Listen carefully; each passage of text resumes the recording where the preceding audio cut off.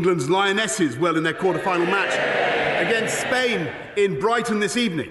And I know that the House will want to congratulate Jake Whiteman, who produced a stunning run to take gold in the 1500 metres at the World Championships in Oregon. Mr. Speaker, as you rightly say, last week I told the House that this was possibly, that last week was possibly my last PMQs. This week, Mr. Speaker, probably, certainly will be my last PMQs from this dispatch box, or any other dispatch box. Mr. Speaker, this morning I had meetings with ministerial colleagues and others, and in addition to my duties in this House, I will have further such meetings later today. Thank you, Mr. Speaker. Summer recess gives all parliamentarians an opportunity to reflect on our inability to uphold the 7 principles of public life. Selflessness, openness, objectivity, honesty, integrity, accountability and leadership. These are fine principles, but public trust in politicians is at an all-time low. Will the Prime Minister be using the next few weeks to personally consider why this could be? And as the unedifying fight for his job continues, if those who are vying to replace him were to draw on his wise counsel,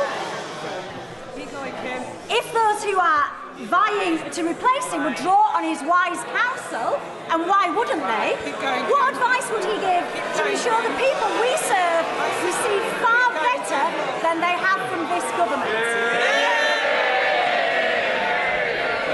Well, Mr. Speaker, I'm afraid I didn't quite catch the last bit of the honourable lady's question, but I will be using the next few weeks to do what I think the people of this country would expect, and that is drive forward the agenda on which we were elected in 2019, and of which I think the Labour Party particularly fear the Conservative Party, and that is the agenda of uniting and levelling up, and making sure that we invest in places that for decades were betrayed by Labour and left behind. And that is what the Conservatives are going to do, and that's why we're going to win again. Luke Evans. Russia's war in Ukraine continues. Now, Turkey have withdrawn its opposition to Sweden and Finland joining NATO. So what assessment does my right honourable friend make about the short and long-term securities of Europe now this has happened? Prime Minister. I thank my honourable friend for that excellent question. The accession of both countries, I think, will be good for them. I think it will encourage, it will make all our allies safer, and I think it will make the whole of the Euro-Atlantic security area stronger, Mr. Speaker. And I'm proud of the role that the UK has played in that accession. We now come to the Leader of the Opposition, Keir Starmer. Can I start by saying to the Prime Minister that I do know that the relationship between a Prime Minister and Leader of the Opposition is never easy, and this one's proved no exception to the rule. But I would like to take this opportunity to wish him, his wife and his family the best for the future. Can I also put on record our gratitude to the fire and rescue services for all their courageous work yesterday in extreme temperatures. All our thoughts are with those affected by the fires, particularly those that have lost their homes. I join the Prime Minister in his comments about the bombings in Hyde Park and the IRA bombings. I also join him in his comments about the Lionesses. The coverage starts at 7:30 tonight on BBC One, and I'm sure the whole country will be roaring them on. And for anyone who doesn't fancy football, EastEnders is on. So if you'd rather watch outrageous characters taking lumps out of it themselves, you've got a choice: Albert Square or the Tory leadership debates on catch-up. On that topic, Mr. Speaker, why does the Prime Minister think that those vying to replace him decided to pull out of the Sky debate last night? Prime Minister. Well, Mr. Speaker, I'm not following this thing particularly closely, but my impression is that there's been quite a lot of debate already, and I think the public are having an ample opportunity to view the talent, Mr. Speaker, that Any one of which, as I say before, like some household detergent, would wipe the floor I mean, today happens to be just about the anniversary of the exit from lockdown last year. And do you remember what he said?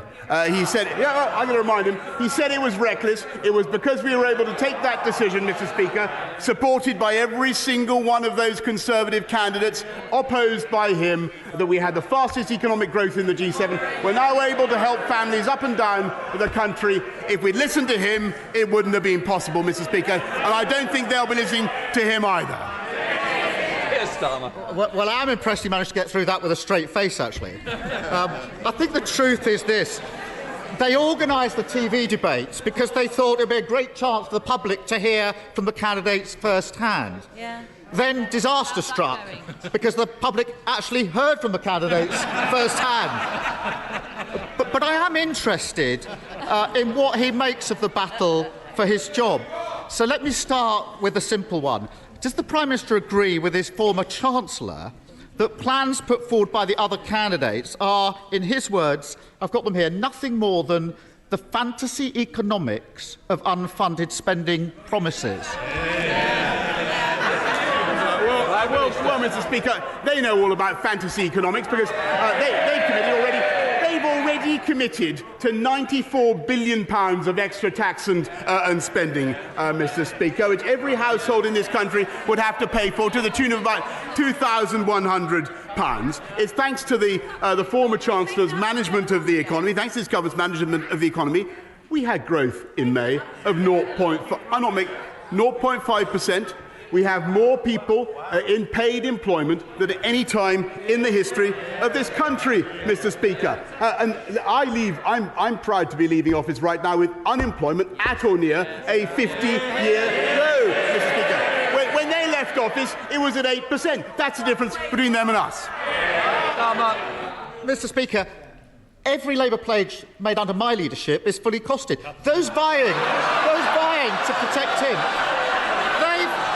Mr. Speaker, those vying to replace him have racked up £330 billion of unfunded spending commitments. But I do note that the Prime Minister didn't agree with his former Chancellor. So what about his Foreign Secretary? She was withering about the government's economic record.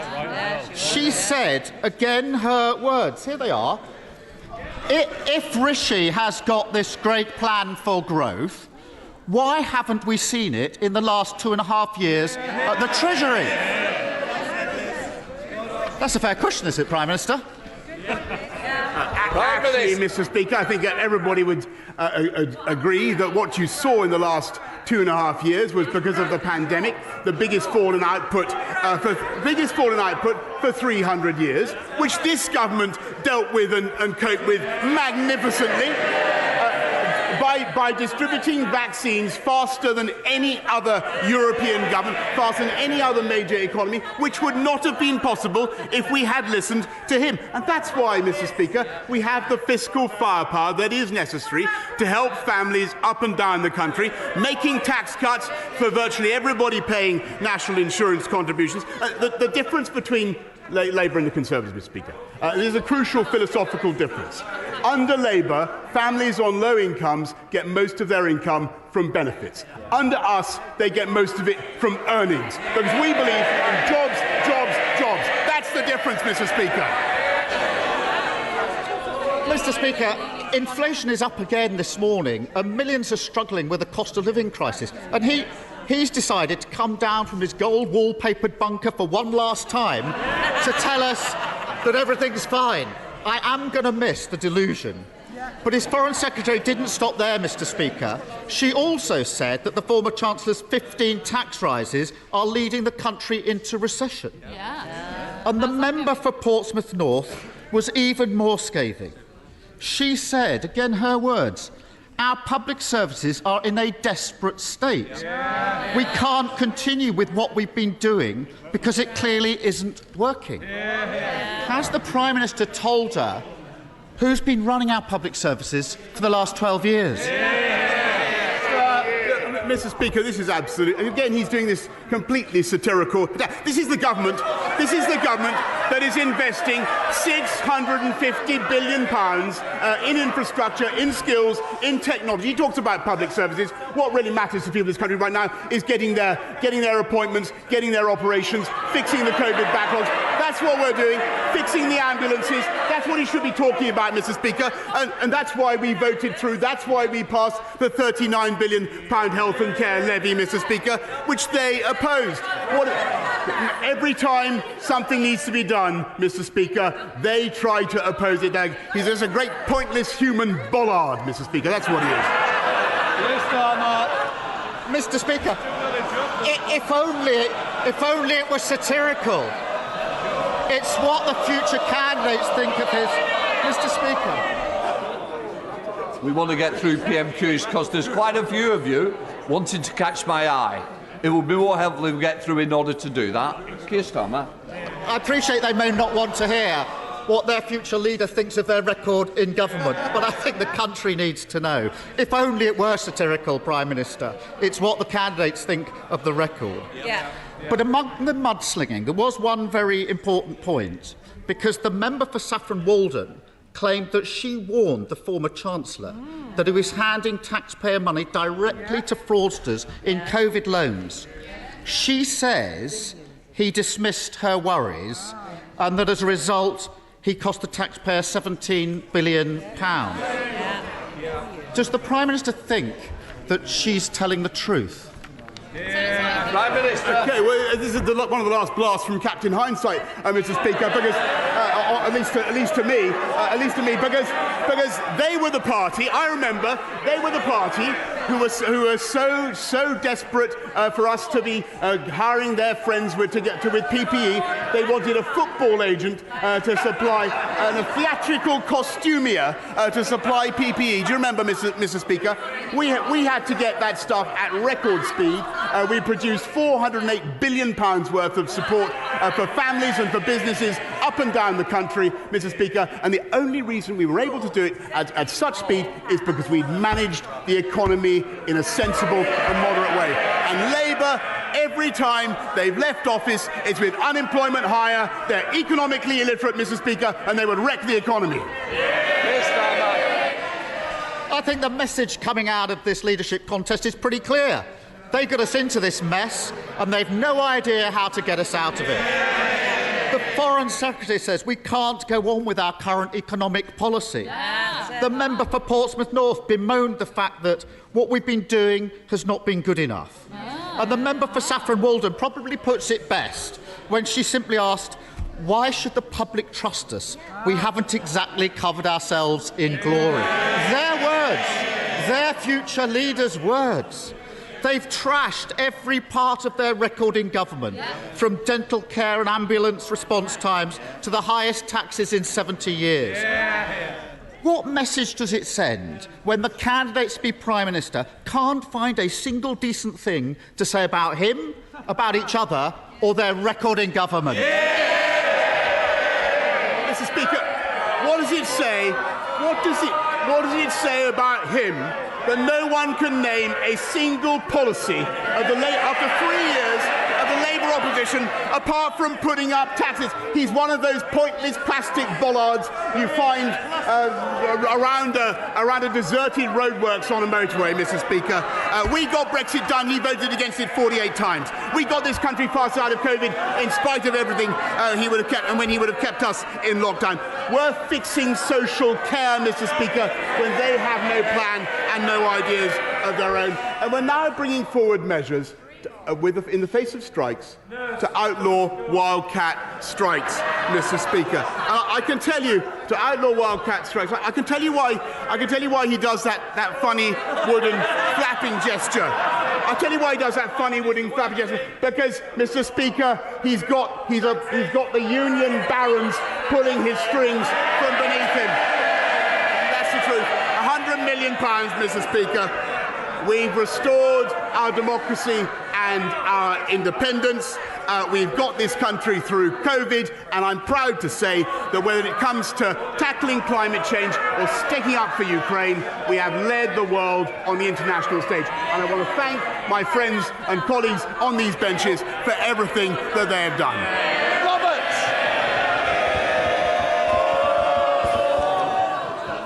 Mr. Speaker, in September it will be 25 years since the 25th anniversary of the referendum on devolution in both Scotland and Wales.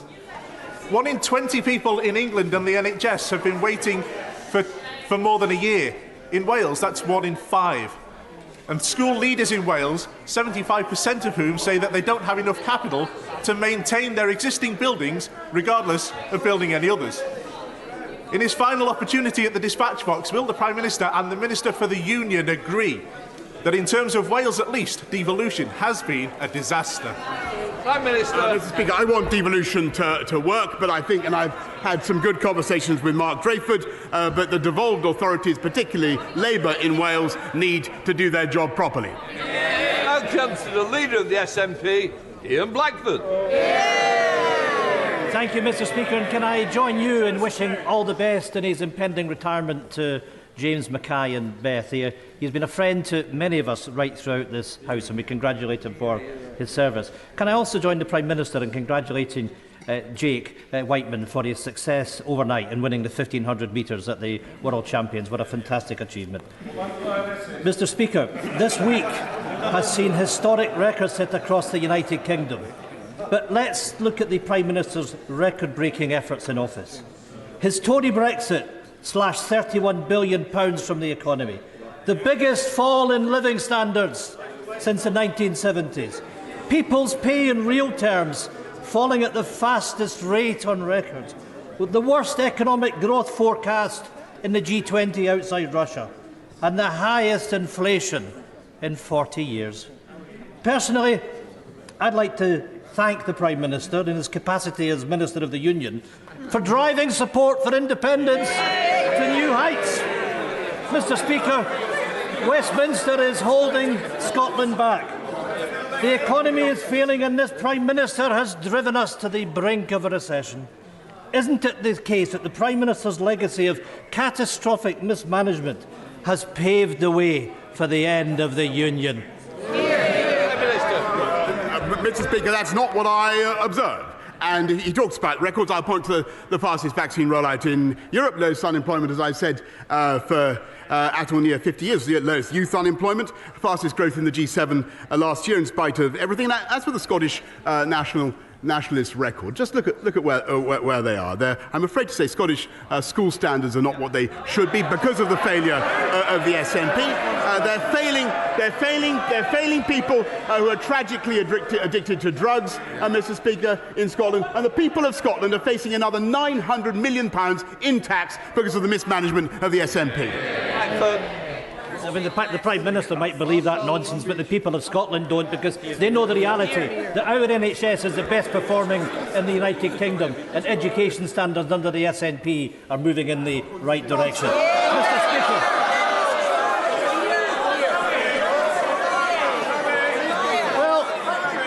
Mr. Speaker, that's a good look to the people of Scotland, the disdain that the Tories show for our country.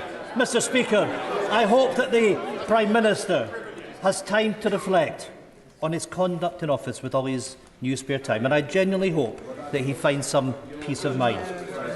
The fact is, though, that as well as a record breaker, the Prime Minister is a rule breaker, illegally shutting down Parliament, partying through the pandemic, handing out PPE contracts to cronies, unilaterally changing the ministerial code.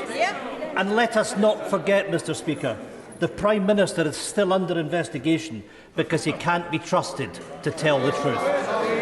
Shameful, disgraceful, and a complete waste of Scotland's time. This is how the people of Scotland will remember this Prime Minister. Isn't it the case that the Prime Minister and his government should have had its last day a long time ago? Quite simply, Downing Street is no place for a lawbreaker. Prime Minister. Well, look, Mr. Speaker, I think on the points, the personal abuse stuff, I think he's talking a load of tosh. But when he's retired to his croft, which may be all too soon, Mr. Speaker, I hope that he will reflect on his long-running campaign to break up the greatest country in the world. And I hope he will reflect on the pointlessness of what he is trying to do, and think instead about the priorities of the people of Scotland, which I think are about all the issues that he thought were trivial, about their education, about crime, Mr. Speaker, and about the burden of taxation that they are unnecessarily placing on the people of Scotland. Welcome, Longit. A long time ago, when I trained as a pilot, I had the luxury of being able to fly around turbulent storms, but what I also had was the ability to rely on a team that kept my aircraft airworthy. As the Prime Minister prepares his new flight plans, could I suggest that he might reset his compass to true north and stops off in Dudley, where he will always be welcomed with open arms, with sincere affection, and where he will be able to see the legacy of what he Thank my honourable friend, I thank him for that renewed invitation, Mr. Speaker. I've spent many happy days with him in Dudley, and let's hope that there are more to come. And David! As the Prime Minister leaves office, I'm sure the whole House is looking forward to him completing his book on Shakespeare. We wait to read what he really thinks about tragic figures brought down by their vaulting ambition, or scheming politicians who conspire to bring down a tyrannical leader. The candidates, Mr. Speaker, now plotting to take his place, all profess that they will bring a fresh start, a clean break from his government. But does the Prime Minister not agree with me that a fresh start and a clean break would require a new mandate from the British people? And before they strut and fret their hour upon the stage, there should be a general election. Mr. Speaker, I think that Polonius, that's who he is. What you need, more matter with less art, Mr. Speaker. The only thing you need to know, if there were to be a general election, of course, the Liberal Democrats would rightly get thrashed, because that would be. That is the moment when the public actually look with horror at what Liberal Democrat policies really are, and all these rural voters would discover the massive green taxes that they would like to apply, and the only risk is that there could be some kind of crackpot coalition between those guys and the Lib Dems and the Scottish Nationalists to put that into effect. That is what we must prevent. Thank you, Mr. Speaker. My constituents feel very let down by the Mayor of London. He is consulting on cutting 18% of London's buses. The Met is in special measures. He's looking to sell Notting Hill Police Station to the highest bidder, and he is looking to push through a completely unwanted overdevelopment of South Kensington Tube Station. Does my right honourable friend agree with me that Londoners deserve way, way better? Mr. Speaker, London once had a mayor who cut crime by 25% and cut the murder rate by 30% and built twice as many affordable homes as the current incumbent, and what London needs is another Conservative mayor. Jamie Stone. Thank you very much, Mr. Speaker. Could I just add a personal note of thanks to Lord Mackay of Clashfern, who is retiring. He is a Highland gentleman, and he's been very, very helpful to me for a number of years, and I'm extremely grateful. Mr. Speaker, the Prime Minister knows that harnessing wind power, is crucial to the United Kingdom. The Prime Minister also knows that the Highlands have faced great historic difficulties over the years. So I hope that the Prime Minister agrees with me that a green freeport in the Cromarty Firth is vital to harnessing wind energy. It has the full support of the industry and vital to the prosperity of that region. I thank him very much. I can confirm that we're committed to funding two new green free ports in Scotland to the tune of £52 million. Wouldn't be possible, of course, if the SNP got their way and we returned to the EU. Jay Burry. Thank you, Mr. Speaker. Can I congratulate my friend on his work to tackle regional inequality in this country through his levelling up agenda? And as he rightly reflects with pride this summer on the work of both himself and his government, will he also urge all candidates in this leadership election and all colleagues in this House to further drive forward that levelling up agenda to tackle inequality wherever it is found within this United Kingdom? I heartily agree with my honourable friend, Mr. Speaker, and it's not just my right honourable friend. It's not just inequality; it's inequality of opportunity, and that's what levelling up addresses. Johnny Lloyd, sit.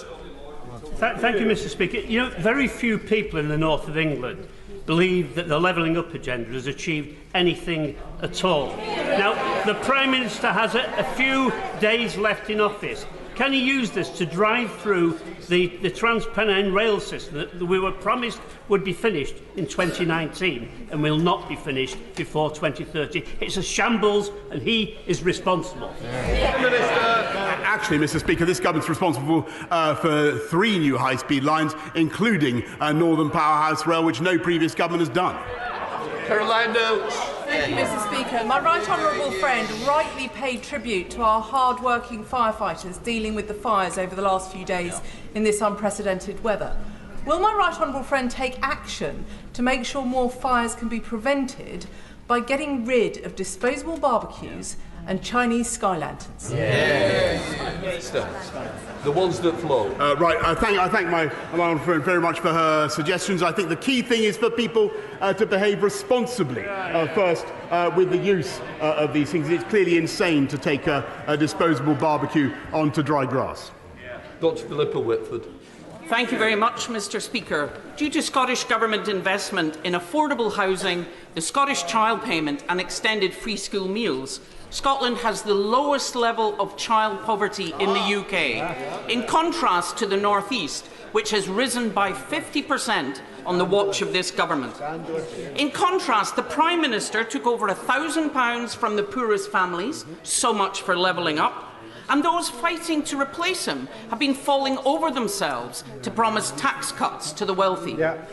So if the UK is meant to be a voluntary union, does he not recognise that voters in Scotland have the right to a referendum so they can choose a fairer future?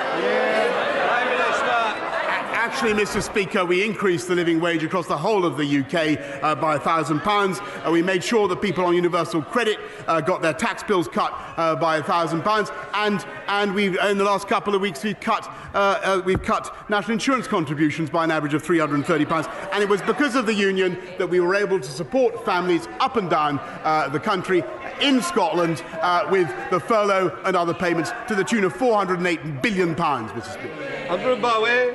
Mr. Speaker, can I thank my right honourable friend for his commitment to Scotland and the entire United Kingdom over his years in Downing Street, and to him and my friend, the Secretary of State for Scotland, for improving and increasing the visibility and involvement of the UK government in Scotland over the past 3 years. And does my right honourable friend agree with me that whoever takes his job and whatever comes next, the United Kingdom will always be stronger together than it ever would be apart?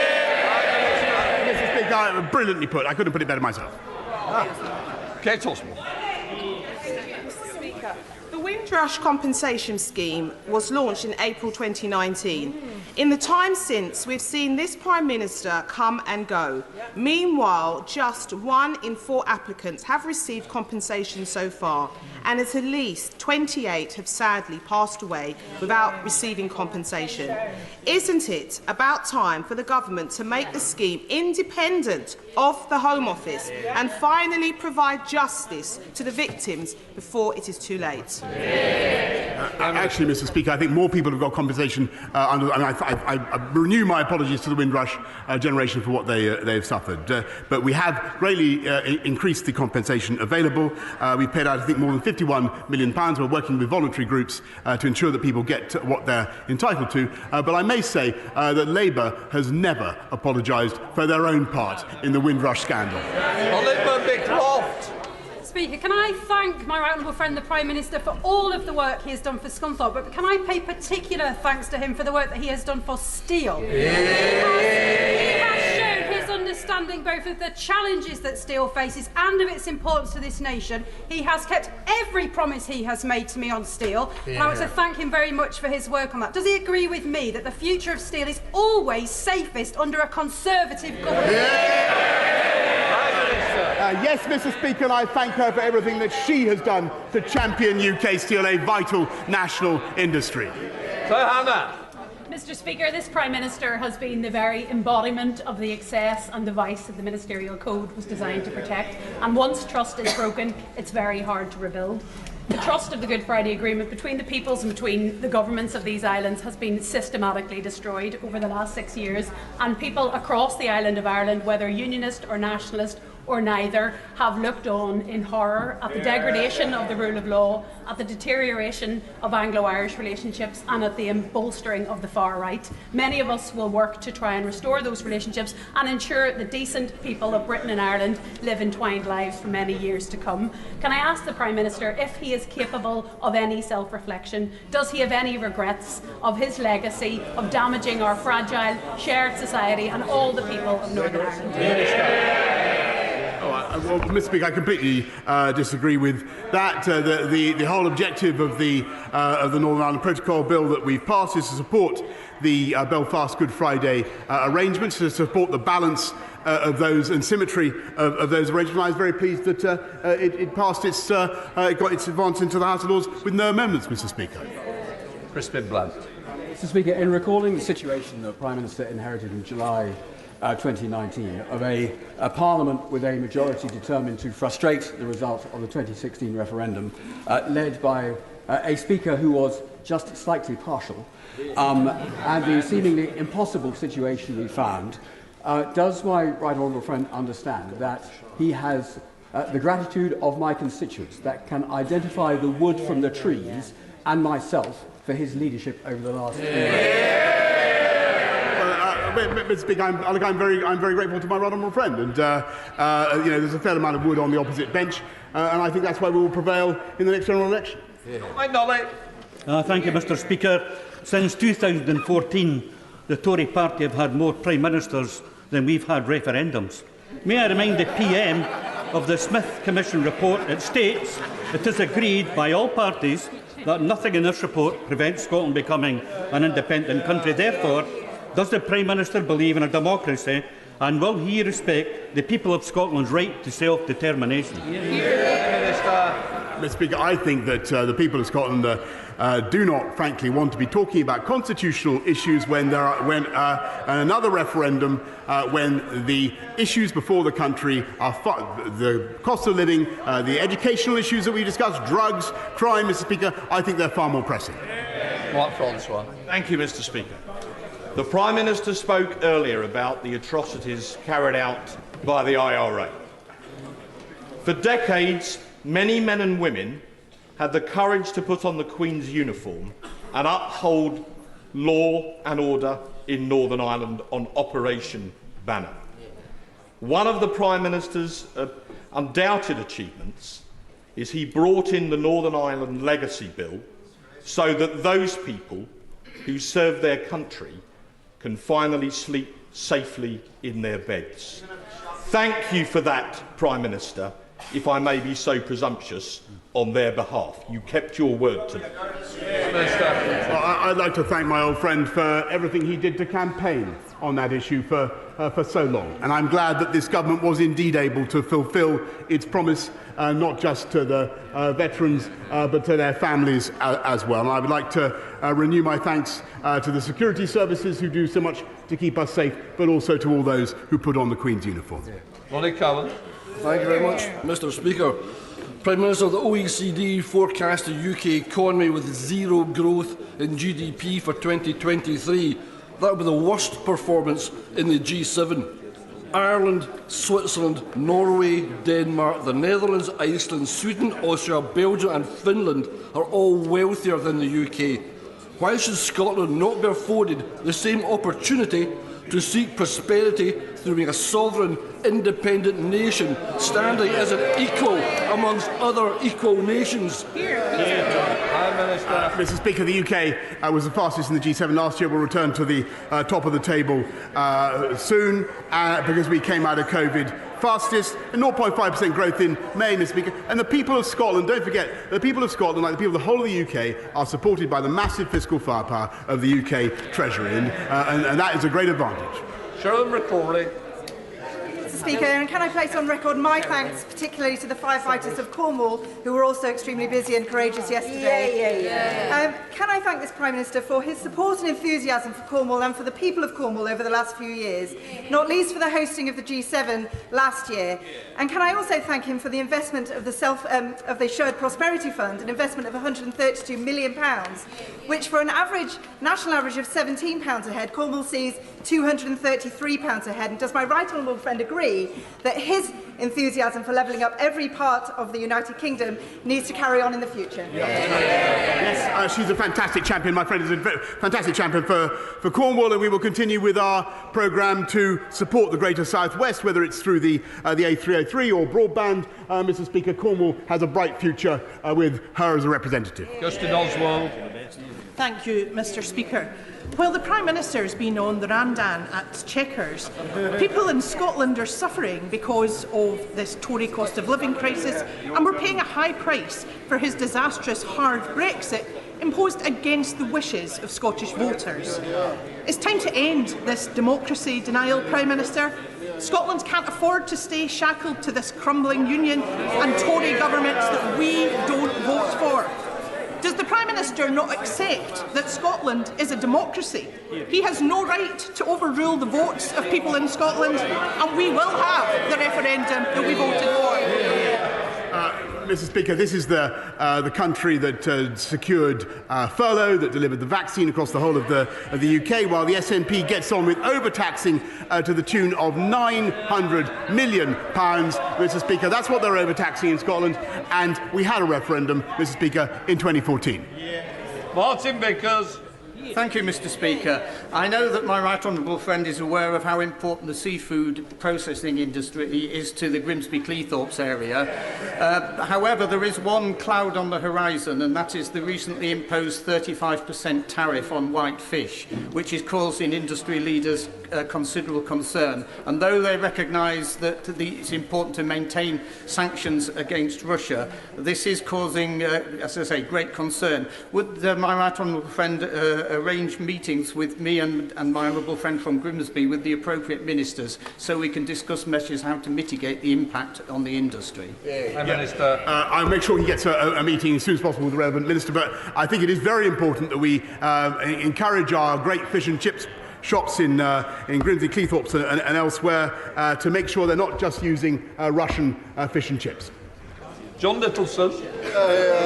Thank you, Mr. Speaker. As the Prime Minister limps off into the history books, his name up there in the pantheon of greats alongside the Duke of Portland and Spencer Perceval, can he update us on his defenestration honours list? How many of his cronies will he ennoble? Can we expect him to surpass Harold Wilson with a lavender list of dodgy donors, obsequious courtiers and pinchers by nature? Very poor. Mr. Speaker, I'm sure that everybody who has served this government loyally and well deserves recognition of some kind. But as for the honours list, I'm afraid he'll have to contain his excitement. Can I just say, we wanted good temper and better moderate language. And I don't think we got it then. Right, well, I know we didn't. Anna Fair. Speaker, I'd like to thank the Prime Minister for his support for the new city of Southend. Our brilliant hospital turns 90 next Tuesday, but our heroic NHS staff are hampered by the size of the A&E department.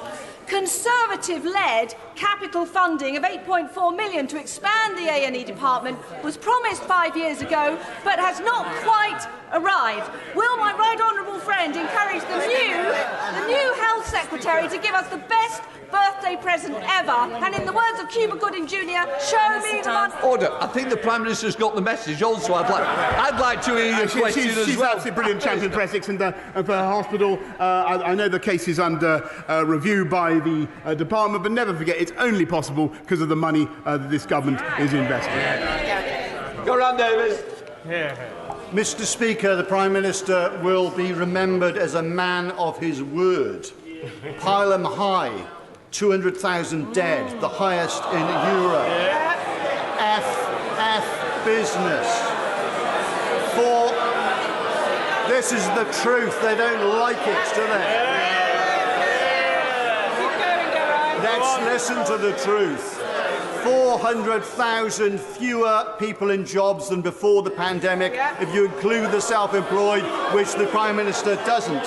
So will he now keep faith to the 3.7 million people who've taken out student loans since this Conservative government was in power, who now face rising inflation in terms of rent, in terms of heating, in terms of eating, who now must pay Listen to that rabble. Listen to them. Sit down a minute. Just when I stand, it sees if you sit down. It helps all of the chairs. I want to get to the end of the question. I know he's coming right to the end now. Go round, Davis. The 3.7 million people who face 7% interest rates from September, as well as the inflation on heating and rent, when mortgages are 2%. Will he help those people in need, or will he help the city people who are making his friends making all this money out of the cost of living crisis? Mr. Speaker, I'll tell you what students want. They want to be able to have a system where they don't pay back more than they borrow, and that's what we're putting in. But they want to make sure also, Mr. Speaker, that they have a jobs market that will take them on with high-wage, high-skilled jobs. And the difference between them and us is that we get people into high-wage, high-skilled jobs. They're prepared to let them languish on the dole, Mr. Speaker. And that is the difference. Final question, Sir Edward Lee. On behalf of the House, may I thank the Prime Minister. On behalf of the House, may I thank the Prime Minister for his 3 years' record of service. On behalf of some of the most vulnerable people in the country, can I thank him for his insistence on rolling out the AstraZeneca jab, which has saved thousands of lives around the world. On behalf of 17.4 million people who voted Brexit, may I thank him for restoring people's belief in democracy. On behalf of northern towns, may I thank him for his commitment to levelling up. And most of all, on behalf of the people of Ukraine, may I thank him for holding high the torch of freedom and ensuring that that country is not a vassal state. For true grit and determination, keep going, and thank you. Mr. Speaker, I want to thank my right honourable friend, and I want to use the last few seconds, Mr. Speaker, to give some words of advice to my successor, whoever he or she may be. Number one, stay close to the Americans, stick up for the Ukrainians, stick up for freedom and democracy everywhere. Cut taxes and deregulate wherever you can to make this the greatest place to live and invest, which it is. I love the Treasury, but remember that if we'd always listened to the Treasury, we wouldn't have built the M25 or the Channel Tunnel. Focus on the road ahead. Focus on the road ahead, but always remember to check the rear-view mirror. And remember, above all, it's not Twitter that counts. It's the people that sent us here. And yes, the last few years have been the greatest privilege of my life. And it's true that I helped to get the biggest Tory majority for 40 years and a huge realignment in UK politics, Mr. Speaker. We've transformed our democracy and restored our national independence, as my right honourable friend says. I've helped to get this country through a pandemic and helped save another country from barbarism. And frankly, that's enough to be going on with. Mission largely accomplished. For now, I want to thank you, Mr. Speaker. I want to thank all the wonderful staff of the House of Commons. I want to thank all my friends and colleagues. I want to thank my right honourable friend opposite, Mr. Speaker. I want to thank everybody here, and hasta la vista, baby. Thank you.